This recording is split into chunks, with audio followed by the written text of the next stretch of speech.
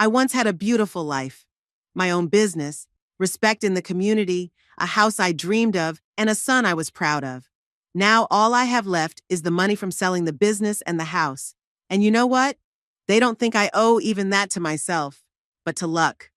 Today I woke up at 6 in the morning, like I've done for the last 30 years. Old habits don't die, even when you sell your life's work. For 15 years, I got up at the crack of dawn to check the plant nursery before I started my workday. Another 15 to oversee a staff of 20 employees and a multitude of client projects. My company, Green Horizon, was a leading company in Walnut Creek and the surrounding area. 20 years ago, wealthy homeowners considered it prestigious to commission landscape design from Beatrice Hampton, and then word of mouth did the trick. I grew the business myself from a small nursery that I started with a dozen plants in my parents' old barn. 3 years ago, I decided that at 65, it was time to take a break. I sold the company for a sum that would give me a secure old age. I thought I'd travel, visit museums and concerts. I'd return to my passion for ceramics, which I'd abandoned when things started to pick up. Instead, I became an ATM for my own son and his wife. I opened the blinds. Outside the window was a manicured garden with ornamental maples, hedges, and an alpine slide that I had designed myself. It was my last project before selling the business, the most personal one. But even my own garden wasn't bringing me the joy I expected. The phone vibrated on the bedside table. "Mom, did you remember the mortgage payment? The due date is tomorrow."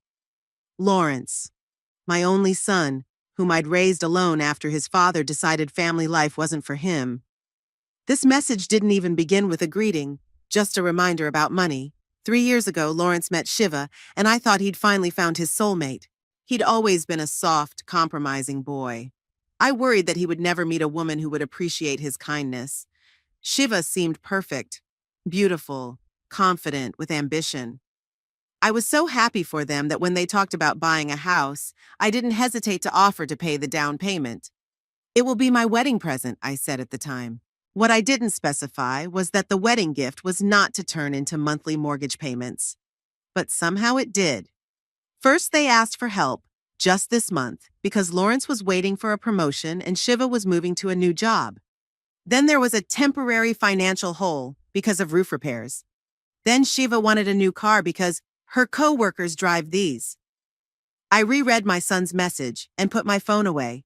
I'll do the translation later. Just like every month for the last 3 years.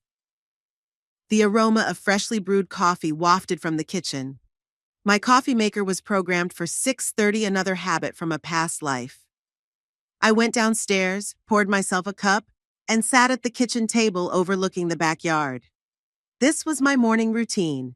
Half an hour of silence before the world demands my attention. My house, a one-story ranch in the old part of Walnut Creek, was too big for one person.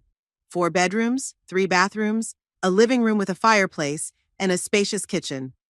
I bought it 20 years ago when the business started making a serious profit, thinking that one day grandchildren would be running around here. Now it's just a space in which my footsteps echo.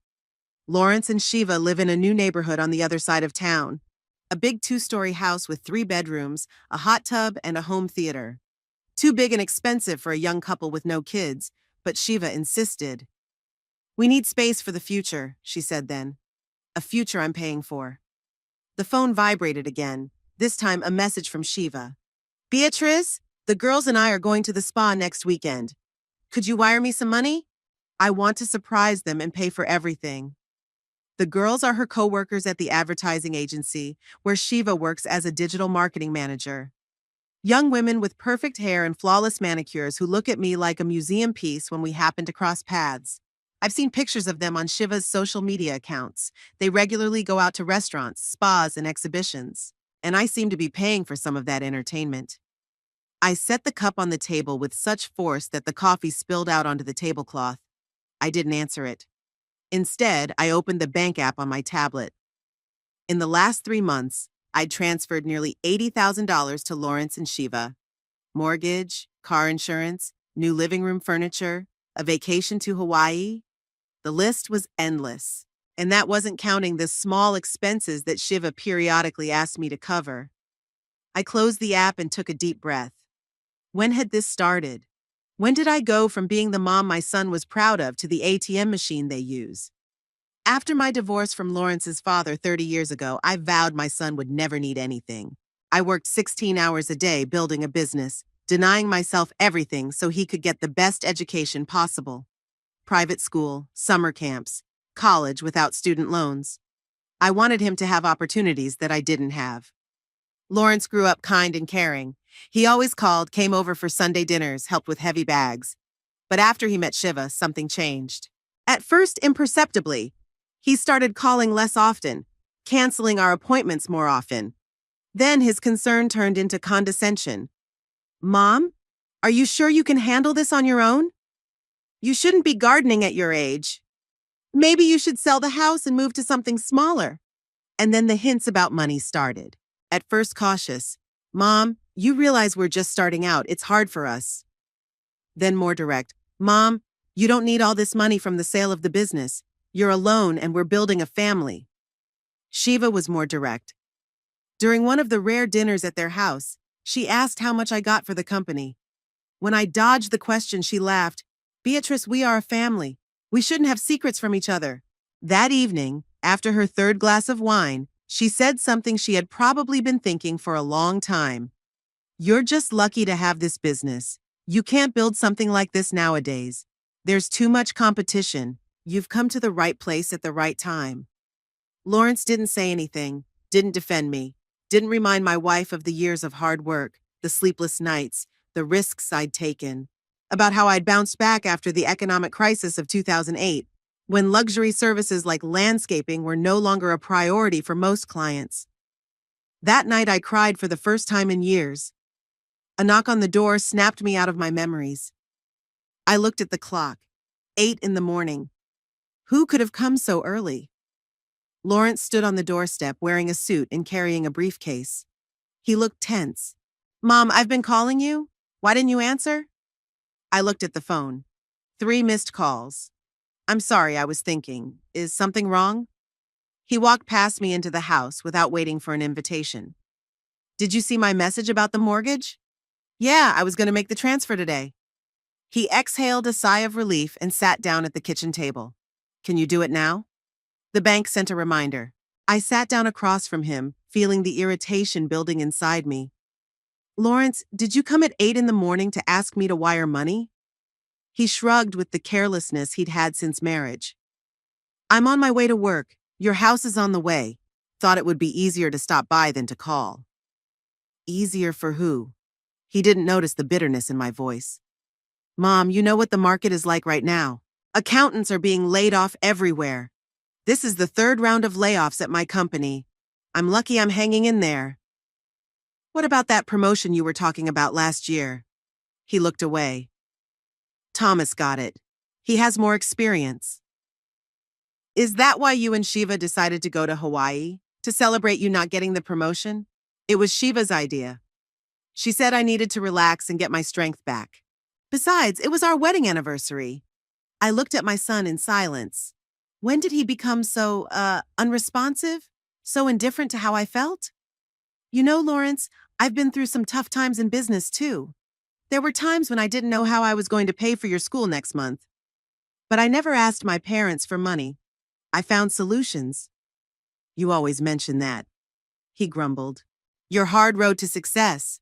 But times have changed, Mom. It's much harder for the young now. Is that why you live in a house you can't afford? Is that why Shiva changes his car every 2 years? Is that why you fly to Hawaii when you're afraid of losing your job? Lawrence stood up, his face flushed. I'm not asking you to understand our lifestyle. I'm just asking you to help with the mortgage, like you've been doing for the last 3 years. If it's difficult for you, say so. It's not difficult for me, Lawrence. I'm hurt. Hurt. He seemed genuinely surprised, offended that you're helping your own son, that you're supporting our family. Mom, you have more money than you can spend for the rest of your life, and we're just getting started. I looked at him and I didn't recognize him. This wasn't my boy who cried when he accidentally broke a flower in my nursery. Not the teenager who had worked part-time over the summer to buy me a birthday present. Okay, I said finally. I'll do the transfer. But we need to have a serious talk about the future, Lawrence. Sure, Mom. He smiled with relief. Maybe next Sunday?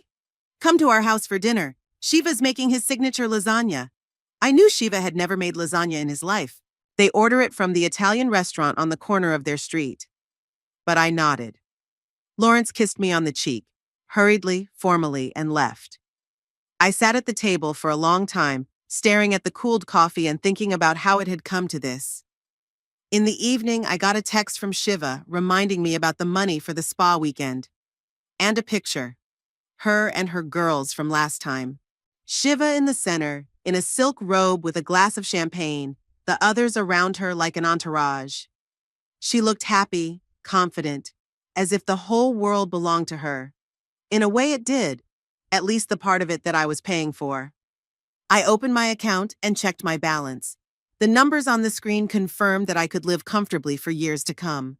Traveling, pursuing hobbies, helping those who really needed it. Instead, I was funding a lifestyle that my son and his wife couldn't afford, and one that they weren't even grateful for. Something inside of me broke at that moment. Some last thread tying me to the image of a caring mother who would always come to the rescue. I transferred the money for the mortgage, for the last time I decided at the time, but I ignored Shiva's request for a spa weekend. It was time to make a change. And I decided to start small, learning to say no. My new decision lasted exactly 4 days. On Wednesday, I got a call from Lawrence. "Mom, what's going on?" His voice sounded irritated. "Shiva says you haven't responded to her message about the money." I was sitting in my workshop, which I had set up in my former office, with a lump of clay in my hands. For the first time in a long time, I felt a creative high, imagining how I would turn this shapeless lump into an elegant vase. My son's call shattered my concentration. "I've decided I'm not paying for her spa weekend with her friends," I said calmly. There was silence on the other end of the line. Then Lawrence sighed with that peculiar intonation he'd developed in recent years, a mixture of weariness and condescension. "Mom, this is important to her. Shiva works hard. She needs to relax. And I need to control my expenses," I parried. "Control your expenses?" He laughed unhappily. "You sold the business for millions. What expenses are you talking about?" I put the clay on the potter's wheel and wiped my hands on my apron. "The ones I make on you two every month. Mortgage, insurance, vacations. Now the spa too. It's getting too much, Lawrence." "Too much?" His voice has risen. "Mom, I'm your only son. Who else are you going to leave your money to? To your cats?" "I don't have cats, Lawrence." "That's a figure of speech." He was clearly losing his patience. "Look, Shiva's upset. She already promised the girls this weekend. You're embarrassing her." I closed my eyes and counted to 10. I took a deep breath. "Okay, I'll wire the money this time, but we need to have a serious talk about our financial relationship." Sure, he agreed quickly, and I could almost see his relieved smile. "By the way, did you remember that Shiva's birthday is in 2 weeks? We made reservations at the Amethyst." Amethyst was the most expensive restaurant in Walnut Creek, a place where dinner for 3 easily cost 3 zeros. "And you expect me to pay for that?" I asked bluntly. "Well, it's tradition, right?" There was an ingratiating note in his voice. "You've always thrown us birthday dinners." Indeed, I'd always celebrated Lawrence's birthdays in nice restaurants. And after his marriage, the tradition was extended to Shiva. But before, it was my choice, my gift. Now they were just confronting me. "Okay," I said, feeling tired. 7 o'clock tonight? 8 o'clock. Shiva finishes late that day, and Mom..." He hesitated. "Couldn't you wear something, decent? Last time your outfit was a little..." I didn't let him finish. "What was wrong with my outfit, Lawrence?" "Nothing.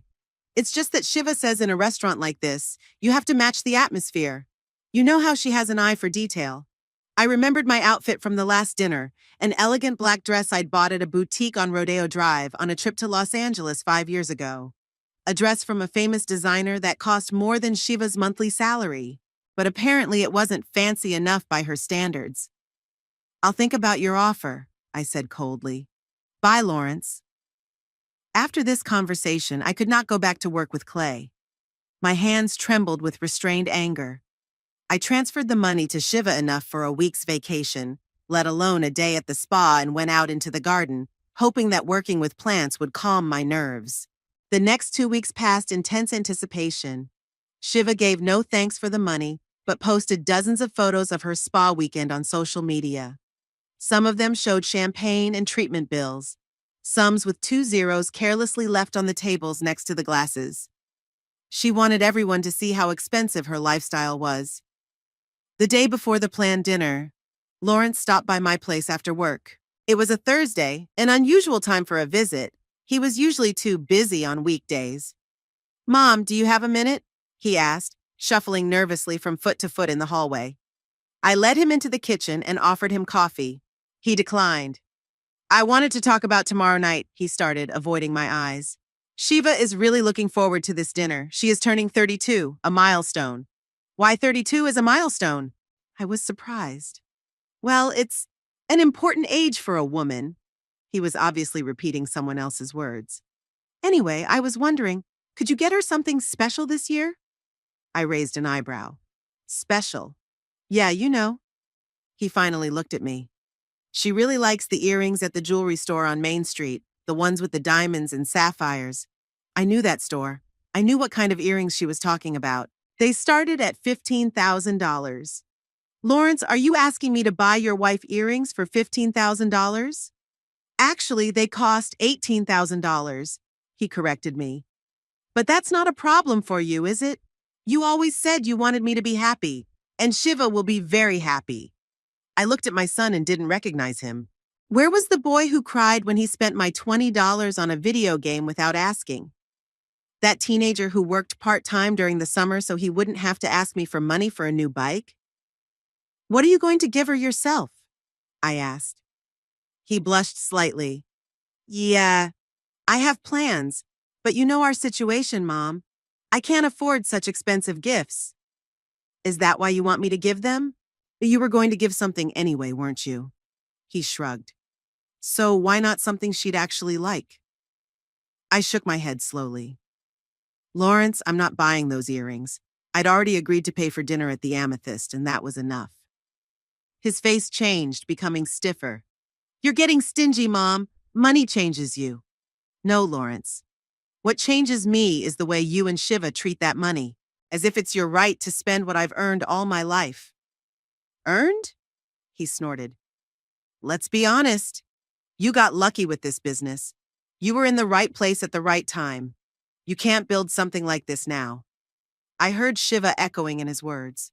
"She's the one who led him to believe that my success was just luck, that years of labor, risk, sleepless nights meant nothing." "I think you should leave," I said quietly. "Good," he stood up. "So this is how you feel about your family now. Shiva was right about you."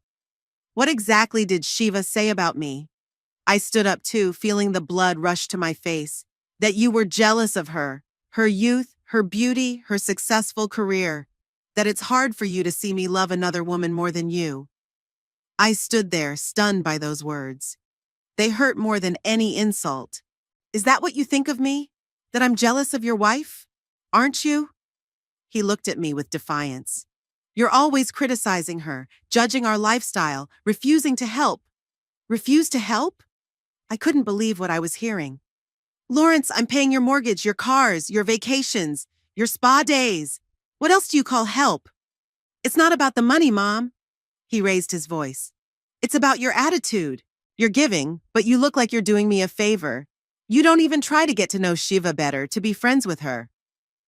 "I tried, Lawrence. For the first year after you were married, I invited her to dinners, offered to help her set up house, tried to find common interests. She was always politely cold. And then she started asking for money. First through you, then directly. And now she says I'm jealous of her?" Lawrence shook his head. "You know what? Forget it. I don't want to argue with you. I'll see you tomorrow at the restaurant. Don't be late." He left, slamming the door. I stayed in the kitchen, feeling a wave of anger and resentment building up inside. Does my son really believe that I'm jealous of his wife? That I'm motivated by jealousy rather than concern for his future? I didn't sleep well that night. I was haunted by thoughts of tomorrow's dinner, of what Shiva would say or do, of how Lawrence would behave. Part of me wanted to cancel everything, citing illness or urgent matters.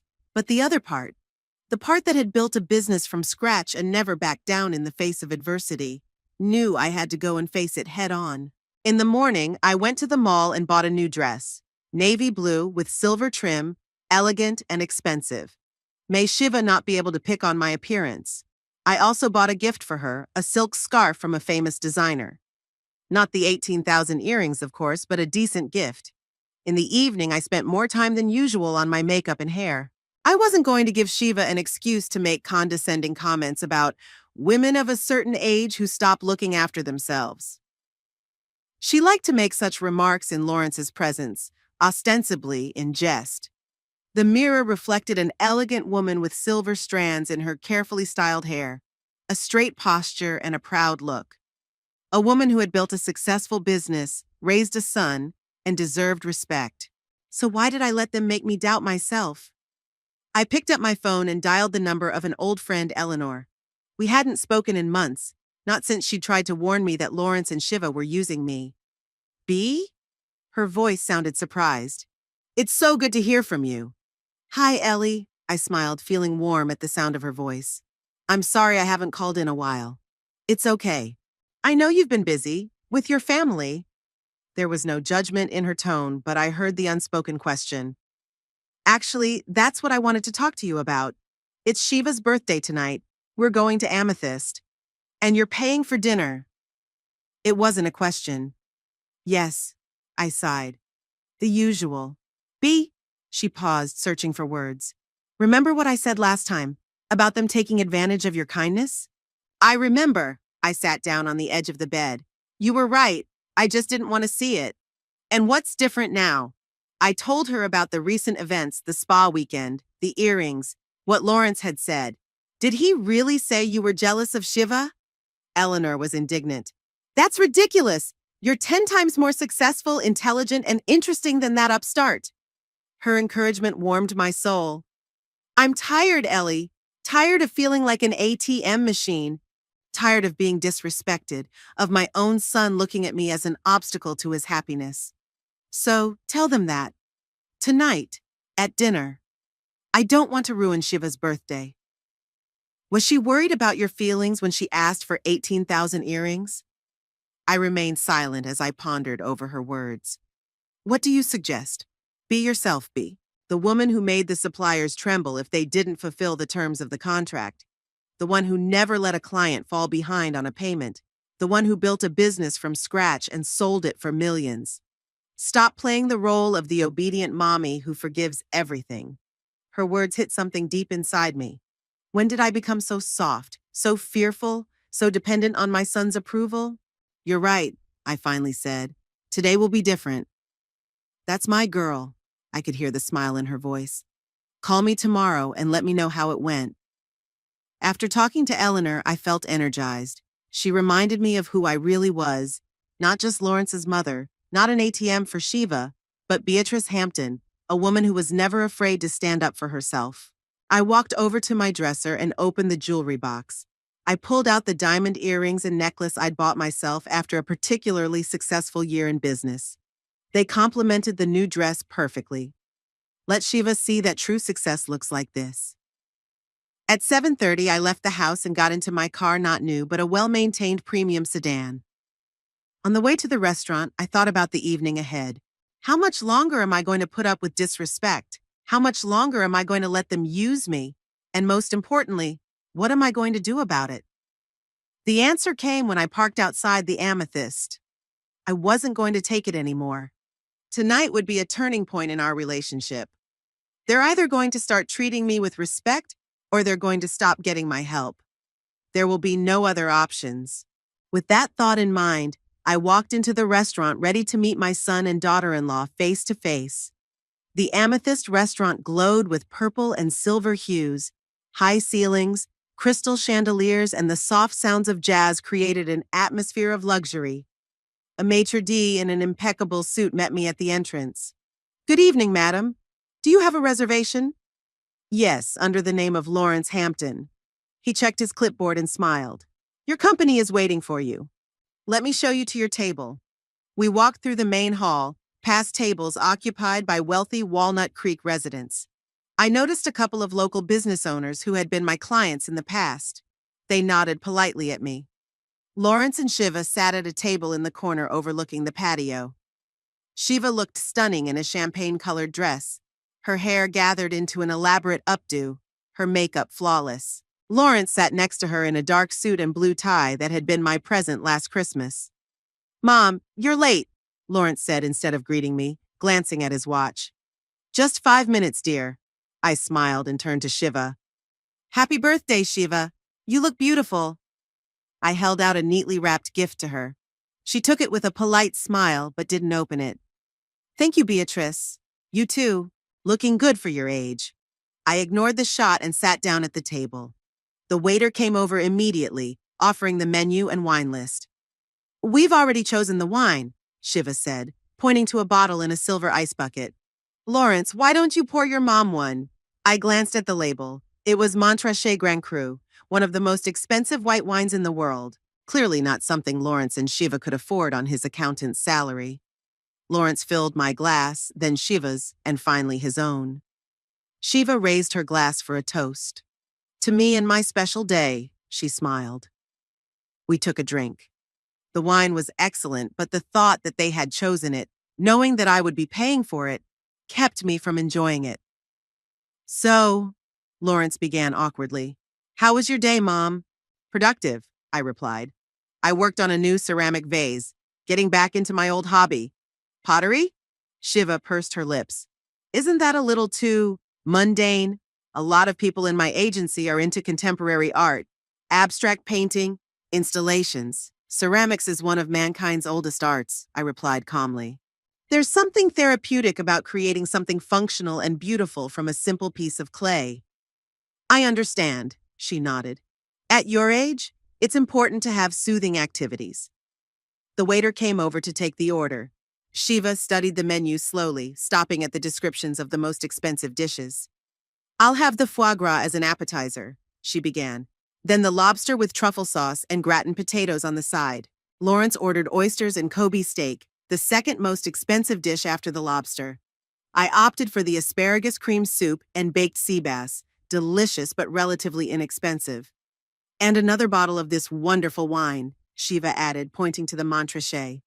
The waiter nodded and left. I felt irritation building up inside. They hadn't even asked if I wanted another bottle for that kind of money. It was just assumed that I would pay. "So Shiva," I decided to change the subject, "how is your new project at the agency going?" "Oh, it's been amazing," she perked up. "We launched a campaign for a cosmetic brand and the results exceeded all expectations. The director personally thanked me at the general meeting." "Really?" I was genuinely interested. "And what strategies did you use?" Shiva started talking about the target audience and performance indicators. As she talked, I noticed some inconsistencies in her story. "Sounds standard," I remarked when she finished. "When I ran my business, we were always looking for unconventional approaches. It helped us stand out from the competition." Shiva's face tensed slightly. "Beatrice, marketing a landscape design and promoting a cosmetic brand are completely different things. Modern digital marketing requires specialized knowledge." "Absolutely," I agreed. "But the basic principles remain the same: understanding the needs of the client, creating a unique offer, effective communication." "Maybe it worked in your time," Shiva emphasized on the word "in your time. "But things are moving much faster now. Methods that were effective 5 years ago are obsolete today." 3 years ago, I corrected her. "When I sold the company, we had a portfolio of millions of dollars worth of clients and a waiting list for 6 months. Lawrence coughed, clearly sensing the tension building. "Mom, not everyone can build a successful business like you," he said. "You're lucky you started at a time when the competition wasn't so fierce." "Lucky?" I looked at my son with surprise. "You think 25 years of hard work, risks, and sleepless nights is luck?" "That's not what I meant." He looked embarrassed. "It's just things are different now. Young professionals have to compete with global corporations." "I had to compete with established companies that had been around for decades," I countered. "No one gave me clients or contracts." The waiter arrived with our appetizers, and the conversation was temporarily interrupted. Shiva took up her portion of foie gras with apparent pleasure. Lawrence tasted the oysters cautiously, though I knew he wasn't a particular fan of them. By the way, Beatrice, Shiva blotted her lips with a napkin. I saw some stunning earrings at the jewelry store on Main Street, sapphires and diamonds in white gold. Lawrence said you wanted to give me a special gift for my birthday. I almost choked on my soup. So Lawrence had told her I was going to buy her those earrings, even after I bluntly refused? I already gave you a present, Shiva, I said, pointing to the unopened box. I hope you like it. Oh, of course. She looked at the box without enthusiasm. I'll open it later. But Lawrence said, let's not talk about that now. Lawrence interrupted her, visibly nervous. Mom, have you tried the new golf club that opened in the suburbs? When the appetizers were finished, the waiter brought a second bottle of expensive wine. Shiva immediately held out her glass for refilling. This wine is simply divine, she gushed. Our agency had a corporate party at the bodega last week, but even there was nothing like this.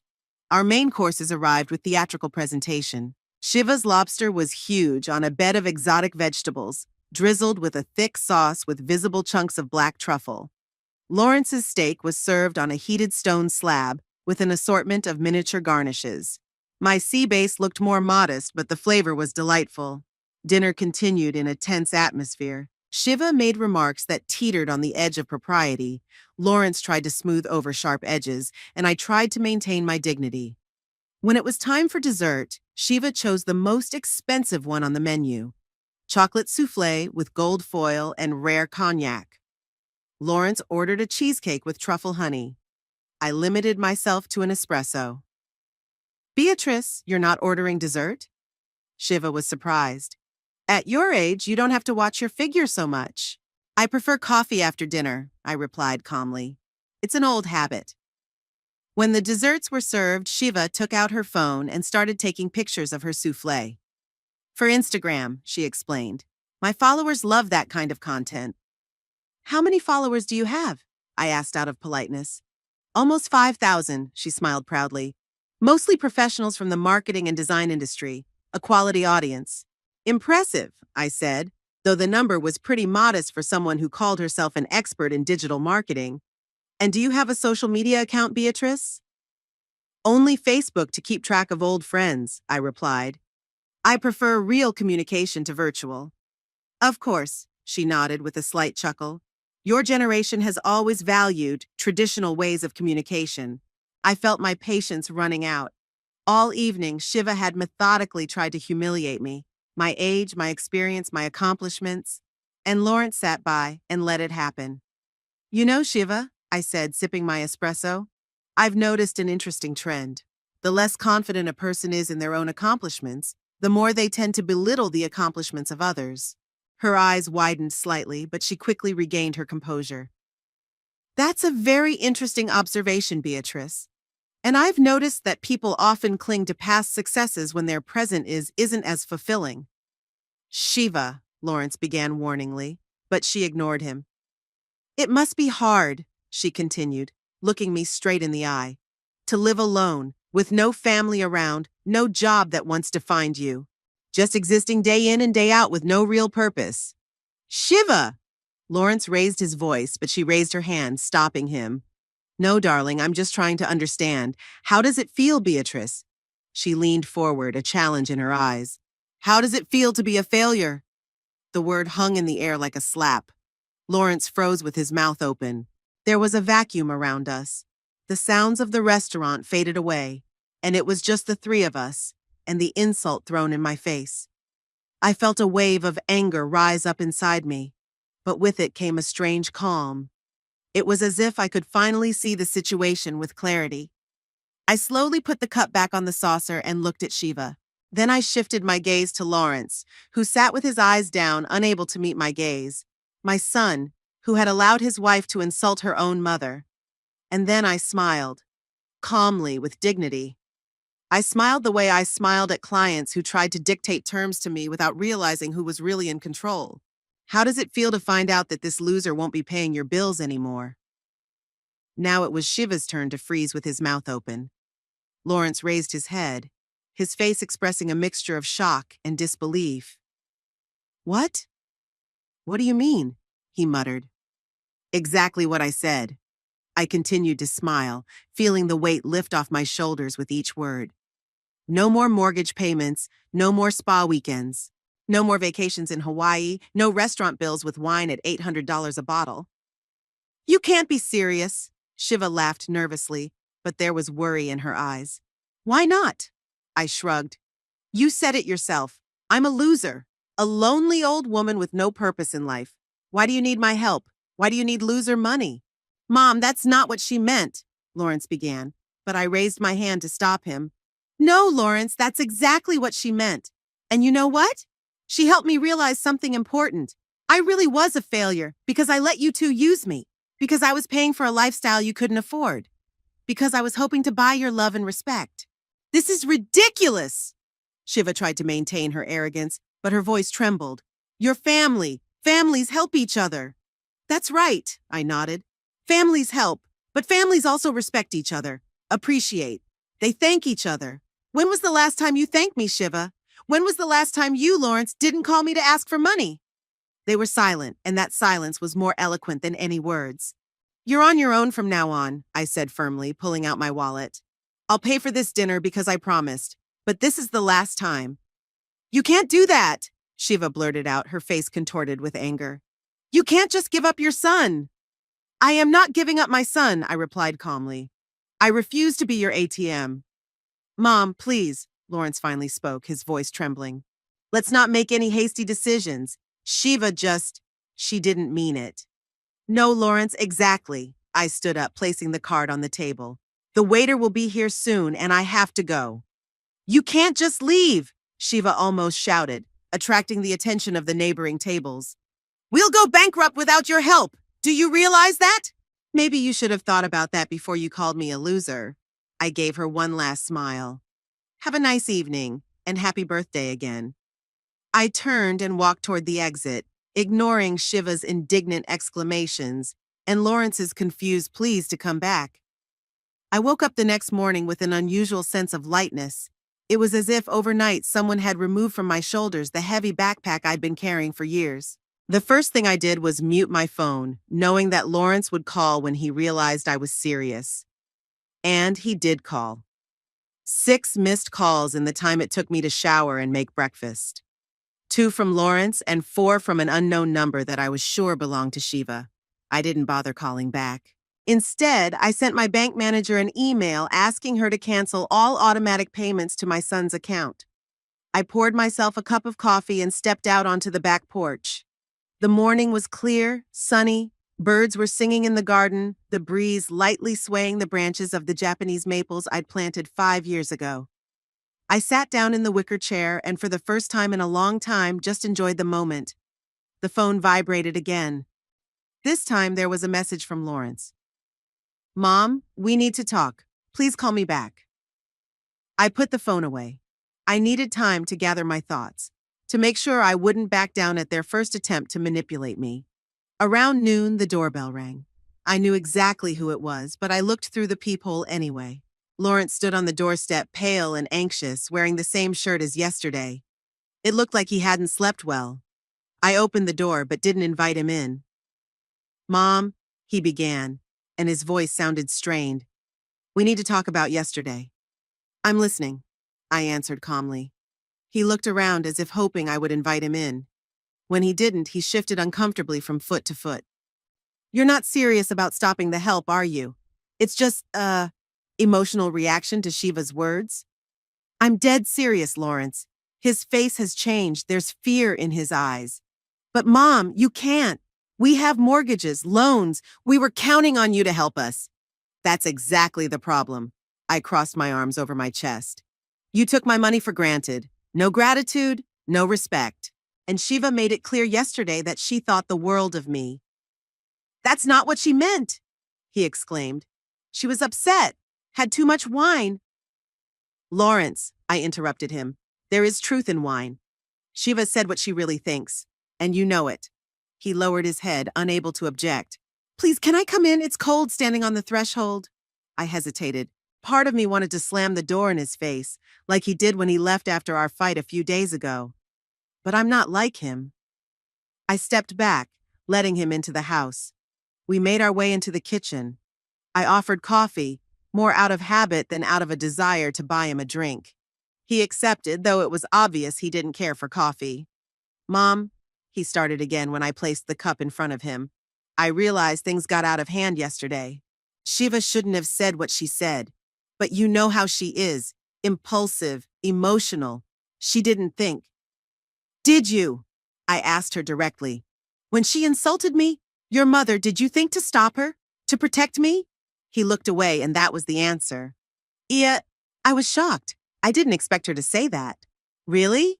I raised an eyebrow. Shiva had been making snide remarks about my age, my accomplishments, my lifestyle for months, and you never once stopped her. Not once did you tell her that it was unacceptable. I didn't notice, he started, but I interrupted him. You didn't want to notice because it was convenient for you to get my money and ignore everything else. Lawrence jumped up, his face red with anger. That's not fair. I am your son. You're supposed to help me. Should I? I stood up too, looking him straight in the eye. I raised you alone without your father's help. I paid for your education, your first car, your wedding. I did everything I could for you. And now that you're 34 years old, I'm still supposed to help you? But you have money, he was almost shouting. You sold the business for millions. You don't need that money anyway. Don't need it? I shook my head. Lawrence, I've worked all my life to ensure a secure old age. I don't have to depend on anyone, including you. This money is the result of my labor, my risks, my sleepless nights, and I decide how I spend it. So you'd rather see your son go broke? His voice shook with resentment and anger. Like Shiva and I losing our home? Will that make you happy? No, Lawrence, I tried to speak calmly, though I was seething inside. Your ruin would not make me happy, but it doesn't make me happy that you're living beyond your means at my expense, that you take my money without showing an ounce of gratitude or respect. We are grateful, he exclaimed. We just don't show it the way you want us to. Really? I looked at him skeptically. Shiva is grateful when she calls me a loser? Are you grateful when you call me just to remind me about my mortgage payment? He couldn't come up with an answer, so I continued. Lawrence, it's time for you and Shiva to learn to live within your means. Sell the house you can't afford. Buy something that matches your income. Give up vacations to Hawaii and new cars every 2 years. It's called responsibility. You don't understand. He clenched his fists. We can't just change everything. We have a certain way of life, a certain social circle. A way of life you can't afford, I finished for him. And a social circle that seems to care more about your facade than who you really are. Lawrence stared at me with a mixture of anger and despair. So this is the final decision? You're just cutting us off? I'm not cutting you off as a son, I clarified more gently. I will always love you, Lawrence, but I will no longer fund your lifestyle. That is my final decision.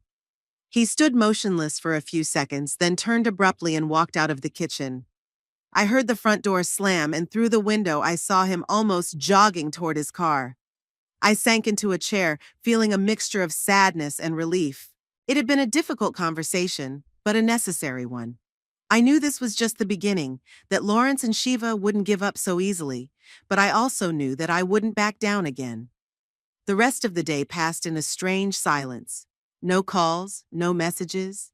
It was like the calm before the storm. I used the time to get my finances in order.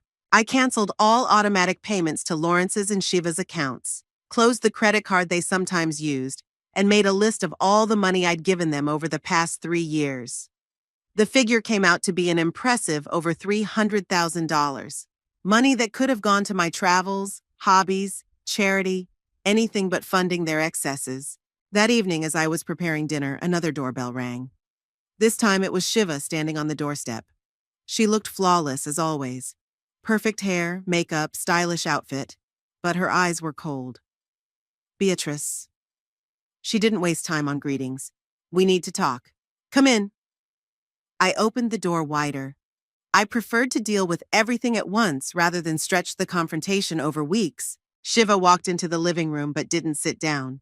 She stood in the middle of the room, nervously rubbing the strap of her designer purse. Lawrence told me about your conversation, she began. I came to apologize for what I said yesterday. I was wrong to call you at that word. Her apology sounded fake, like a memorized text. Thank you, Shiva, I replied neutrally. I accept your apology. Good. She visibly relaxed. So, we can forget about this incident and go back to normal life? Back to normal? I looked at her in surprise. What exactly do you mean? Well, she shrugged as if it was obvious. You'll continue to help us with the mortgage and other expenses, and I'll be more respectful. I couldn't believe what I was hearing. Did Shiva really think that a simple sorry was enough for me to keep writing them checks? I'm afraid that's not how it works, I said calmly. My decision was not an emotional reaction to what you said. It was the result of much thought about our relationship and how you and Lawrence felt about me and my help. Shiva's face changed, the mask of politeness falling away, revealing anger. So you're seriously going to leave us unsupported? Just like that? Not just like that, I countered. After 3 years of funding your lifestyle without a single thank you. After countless condescending comments about my age, my career, my life. After you called me a loser at a dinner I paid for. That was stupid of me, I admit. She raised her voice. But you can't punish Lawrence for my mistake. He is your son. I'm not punishing anyone, Shiva. I just stopped giving you the money you take for granted. And Lawrence is just as responsible as you are. He never once stopped you from being rude to me. Not once did he thank me for the help I was giving. Shiva began to pace the room, her heels clacking on the parquet. You don't realize the position you're putting us in? We won't be able to pay the mortgage, we'll have to sell the house, change our lifestyle. Yeah, we might have to, I agreed. But that's normal. A lot of people live within their means. It's called responsibility. Responsibility? She stopped and looked at me with unconcealed rage. We're responsible people. We both work, pay taxes. Just because we accepted your help doesn't make us dependents. No, it doesn't, I agreed. What makes you dependents is that you can't live without that help. That you've built your life on money that doesn't belong to you. She opened her mouth to object, but couldn't find the words. Finally, she blurted out, I told Lawrence that we shouldn't have relied on you. That we should have been independent. You did. I didn't hide my skepticism. Then why are you so upset now? Isn't this a chance to prove your independence? Shiva pressed her lips together, her face contorted with anger. You think you're so smart? So strong and independent? Let's see what you say when one day you're alone, sick, with no one to help you. If that day comes, I replied calmly, I will at least know that I didn't buy the help of my loved ones, that those around me are there because they care about me, not my money. Shiva stares at me for a few seconds, then abruptly turns around and heads for the exit. You're going to regret this, Beatrice, she said over her shoulder. Lawrence is your only son, your only family, and you are pushing him away because of your pride. No, Shiva, I objected. I'm not pushing Lawrence away. I just stopped buying his presence in my life. She slammed the door so hard that the glass in the windows rattled. I sank back into my chair, feeling the adrenaline drain away, leaving behind fatigue. 2 difficult conversations in one day. But I knew it was necessary. That this was just the beginning of the road to restoring a healthy relationship, or to ending it if Lawrence and Shiva couldn't accept the new rules. The next morning, I woke up to my phone ringing. It was only 6 o'clock, and I knew immediately that something serious had happened. Lawrence's name popped up on the screen. Hello? I answered anxiously. Mom? His voice sounded choked, like he was crying. Yeah, I need to talk to you. Can I come over? Of course, I agreed, alarmed by his tone. What's wrong? I'll tell you when I see you. I'll be there in half an hour. I dressed quickly and went down to the kitchen to make coffee. What could have happened? Had he and Shiva quarreled over money, or had something else happened? Exactly 30 minutes later, the doorbell rang. Lawrence looked awful, pale, red-eyed, in wrinkled clothes. He'd obviously been up all night. Come in, I let him in. What's wrong? He walked into the kitchen and sank down heavily on a chair. Shiva has left, he said quietly. She packed her things and left. Said she didn't sign up for a life of poverty. I froze with the coffee pot in my hand. What do you mean left? Where to? To his sister in San Francisco. He rubbed his face with his hands. She said she'd only come back if I could find a way to get us back to the way we were. If I could convince you to help us again. I slowly set the coffee pot down and sat across from my son. And you've come to ask me to do this?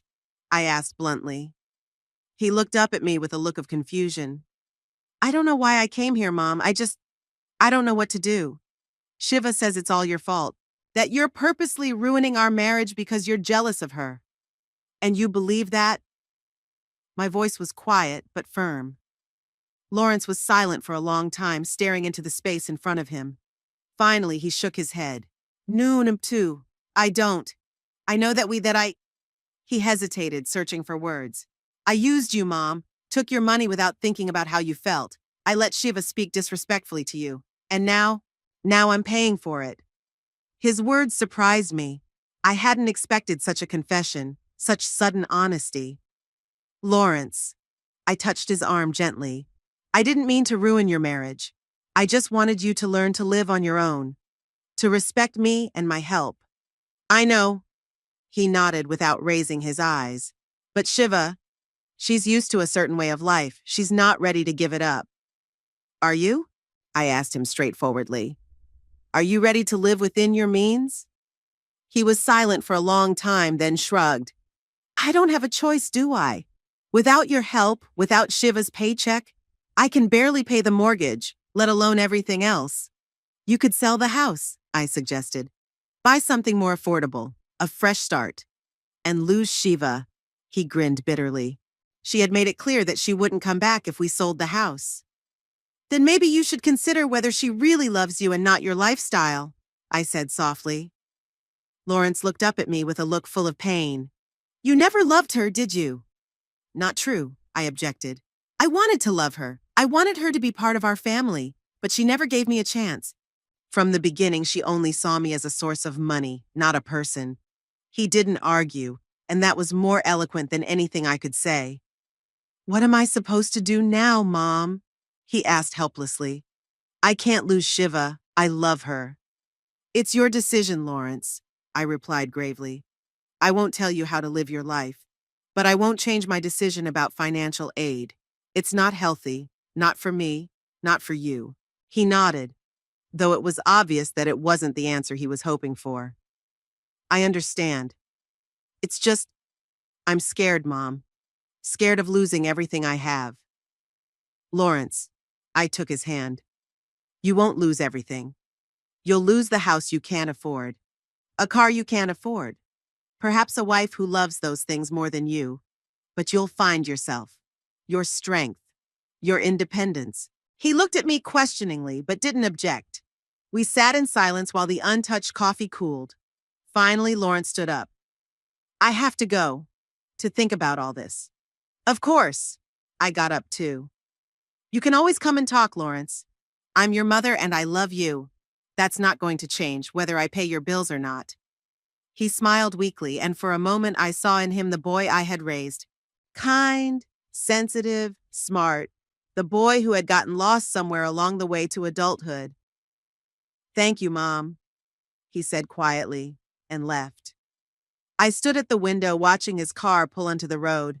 My heart ached for my son, but at the same time, I felt a strange calmness. For the first time in years, I was true to myself, to my principles. I no longer allowed myself to be used for fear of losing my only child. In the days that followed, I expected more calls, more visits, more attempts to manipulate me. But nothing happened. Lawrence didn't call. Shiva didn't show up on my doorstep with new accusations. The silence was strange, unfamiliar, but there was something liberating about it. I began to fill my days with the things I truly loved. I resumed working with clay, creating vases and sculptures in my little workshop, catching up with Eleanor and other friends she had neglected in recent years, worked in the garden, enjoying every moment in the fresh air. A week after Lawrence's last visit, I received a short message from him. Shiva is back. We have decided to sell the house. I have found an apartment I can afford. Shiva is not happy, but has agreed to give it a try. Thanks for your firmness, Mom. Maybe this was just what we needed. I reread the message several times, feeling tears come to my eyes, not from grief, but from relief. Maybe there was a chance that Lawrence would actually grow up, that he would find the strength to live within his means and build a relationship based on love, not money. I didn't answer right away. Instead, I went out into the garden and sat on a bench under a Japanese maple tree. The sun was shining through the carved leaves, creating patterned shadows on the ground. For the first time in a long time, I felt real peace, real freedom. I was no longer an ATM machine for ungrateful people. I was me, Beatrice Hampton, a woman who had built a business from scratch, raised a son, and was now finally living for herself. 4 months flew by like a day. I didn't realize how rich life can be when you finally start living for yourself instead of others. In early May, I embarked on a 2-week trip to Italy, a dream I'd been putting off for decades. First Rome with its ancient ruins and bustling squares, then Florence with its endless works of art, and finally Venice, where I had breakfast every morning in a little cafe overlooking the Grand Canal. I went to ceramics workshops, visited museums, tasted the local cuisine, and enjoyed every moment. Back home, I enrolled in a horticulture class at a local college. Not because I lacked knowledge after 25 years in landscape design, but because I wanted to be among people who shared my passion. There I met Helen and Victor, an older couple who, like me, had found a second wind after retirement. We began to meet often, either at the botanical gardens, at a cafe, or at someone's house for dinner. Eleanor joined us, sometimes her brother Thomas, a widower with kind eyes and a soft smile. Gradually, we formed a small but warm circle of friends with whom I could discuss books, travel, art, anything I was interested in that Lawrence or Shiva never cared about. I tried not to think about them, though sometimes it was difficult. Lawrence called once every 2 or 3 weeks, but our conversations were brief and superficial. He didn't mention his financial difficulties, and I didn't ask. Shiva didn't appear in my life at all, which was fine with me. In mid-July, I woke up to my phone ringing. It was Sunday, 10 o'clock in the morning. Lawrence's name popped up on the screen. "Good morning," I answered, a little surprised to hear from him on his day off. "Hi, Mom." His voice sounded strained. "How are you?" "I'm fine, thanks. I plan to work in the garden today, then meet some friends. How are you doing?" There was a pause, then he exhaled. "Not great, to be honest. Shiva and we're having problems." I sat up on the bed, suddenly alarmed. "What's wrong?" "We sold the house 2 months ago, like I told you. Moved into an apartment on the north side of town. It's much smaller, of course, and not in the most upscale neighborhood. Shiva. She's not coping with the change." "What do you mean she's not coping?" I asked cautiously. "She is constantly comparing our present life with the past. Complains about the neighbors, the size of the apartment, the fact that we can't afford restaurants and vacations anymore. Blames me for not being able to provide her with the lifestyle she's used to. We had a terrible row yesterday and she left to go to a friend's house. Said she didn't know if she was coming back." I sighed. Part of me felt sorry for my son, but another part of me couldn't help but think it was predictable. Shiva had always valued status and material goods more than relationships. "I'm sorry to hear that, Lawrence, but maybe you just need time to adjust to the new reality." "I'm not sure Shiva wants to adjust." His voice sounded broken. "She says she deserves better, that I let her down. By stopping using my mother's money?" I couldn't contain my sarcasm. "That's not exactly how she phrases it." He chuckled weakly. "But yeah, it was something like that." We were silent for a moment. I didn't know what to say. I didn't want my son's marriage to fall apart, but at the same time, I couldn't help wondering if it had been healthy in the first place. "Lawrence," I finally said, "I can't solve your problems. That's for you and Shiva to do. Perhaps you should see a marriage therapist." "We tried that," he sighed. Shiva left in the middle of the second session when the therapist suggested she work on accepting our new financial situation. That sounded like Shiva. She always rejected any suggestion that didn't fit her ideas of how things should be. "I'm sorry," I said sincerely. "What are you going to do?" "I don't know." He sounded lost. "Part of me wants to fight for our marriage at all costs, but the other part—" He was silent for a moment. "The other part wonders if it's worth fighting for a man who only loves you under certain financial conditions." I was surprised by his insight. Maybe these months had really made him grow up, take a more critical look at his life. "It's an important question," I agreed. and only you can answer it. I know. He paused. Anyway, I just wanted to talk to someone. Thanks for listening. Always, Lawrence, I'm here for you. After that conversation, I couldn't stop thinking about my son and his situation. Part of me felt guilty.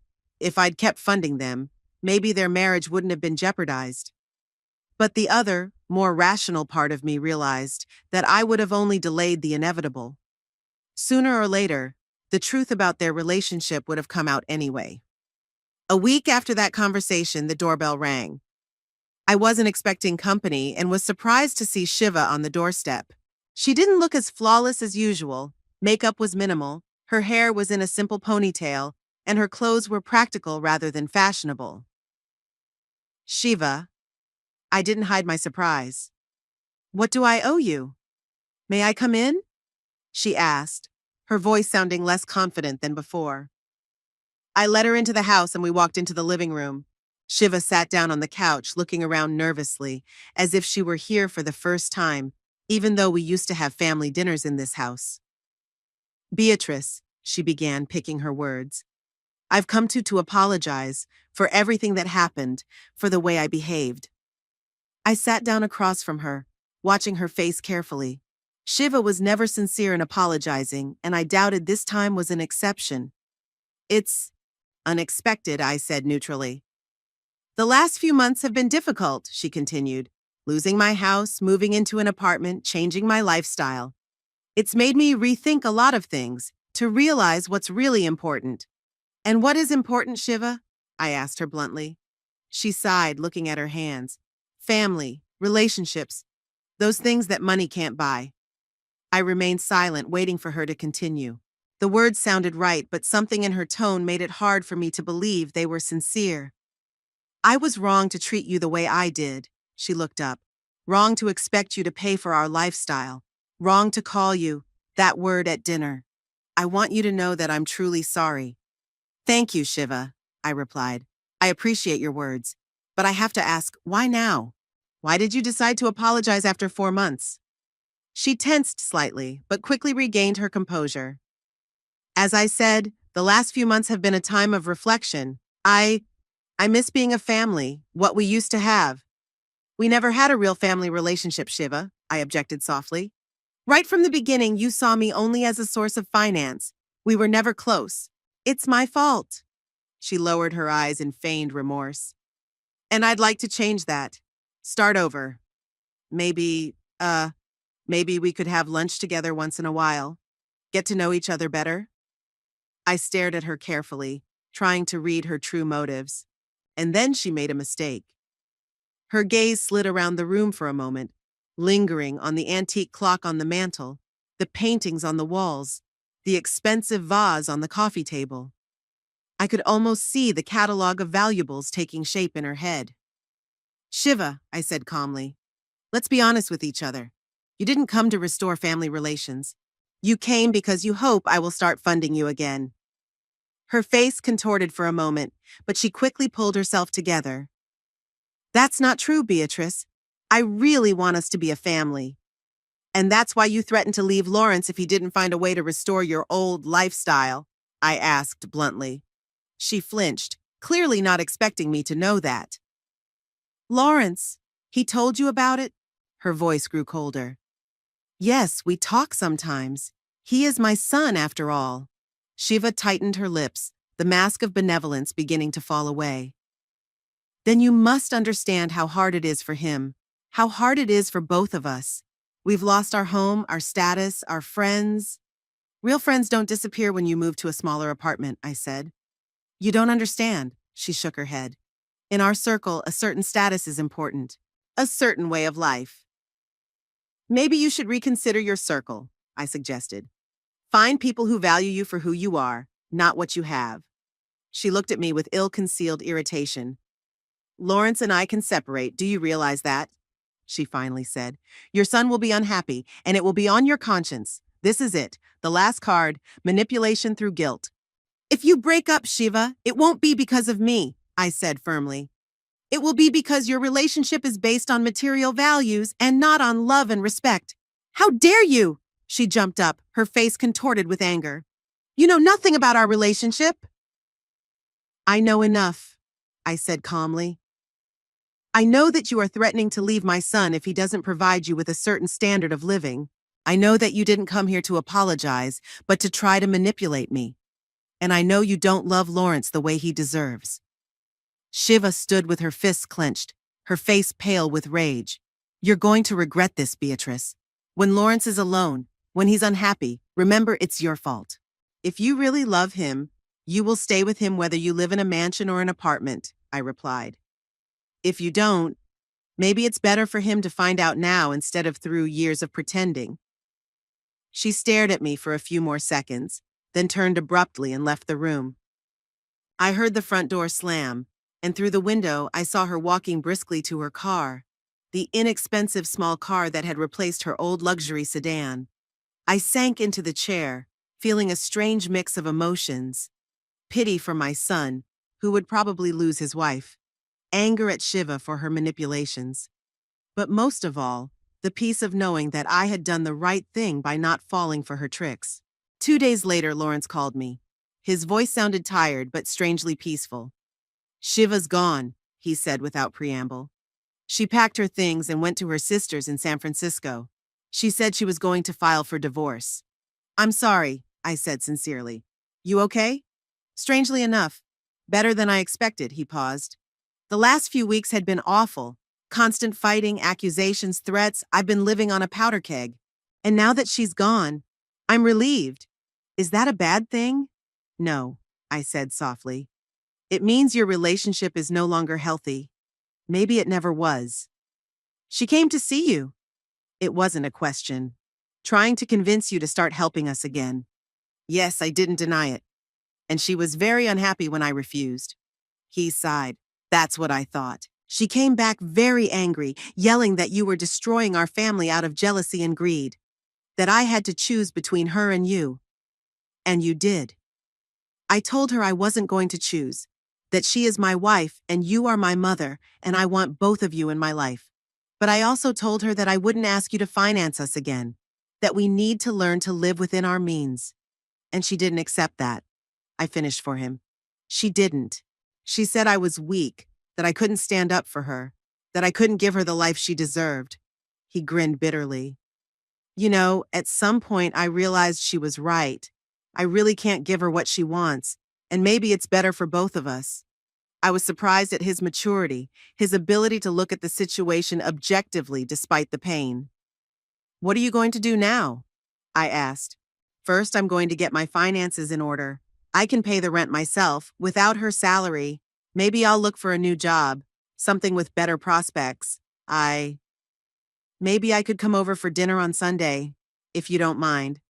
I'd be very glad to, I answered, feeling the tears come to my eyes. I'd be delighted, Lawrence.